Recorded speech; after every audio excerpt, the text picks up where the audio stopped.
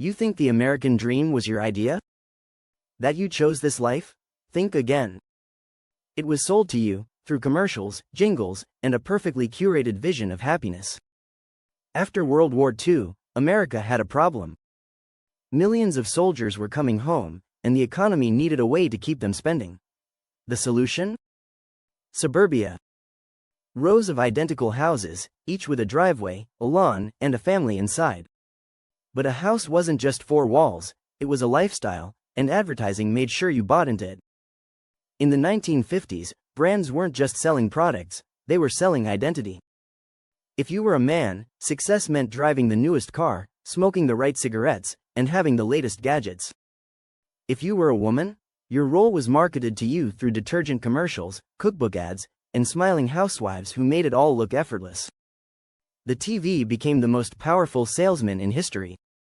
By 1955, Americans were watching over 4 hours of television a day, absorbing commercials like gospel.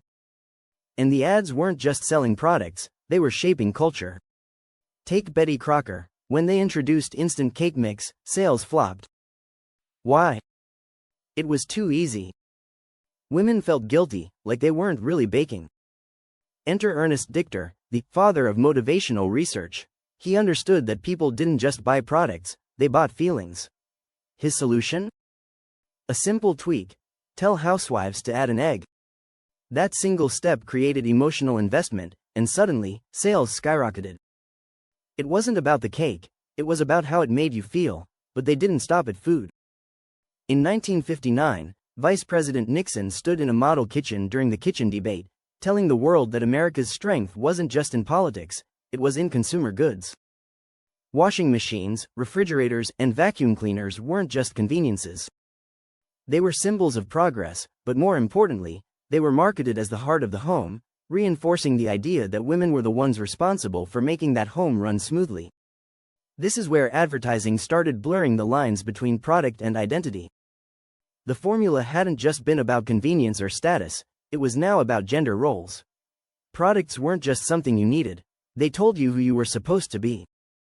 As we moved into the modern era, that same marketing psychology continued to shape how men and women saw themselves and their roles in society. Razors in blue packaging cost less than the same ones in pink. Cars were marketed as being built for men, while cleaning products were aimed at women. The tactics may have changed, but the psychology of marketing remains the same. So, next time you see an ad, ask yourself, are you choosing, or are you being sold a choice? If you want to dive deeper into the secrets of advertising and branding, make sure you subscribe to Behind the Ads. We break down the genius and the manipulation behind the world's biggest brands. Thanks for watching. And remember, be careful what you let stick.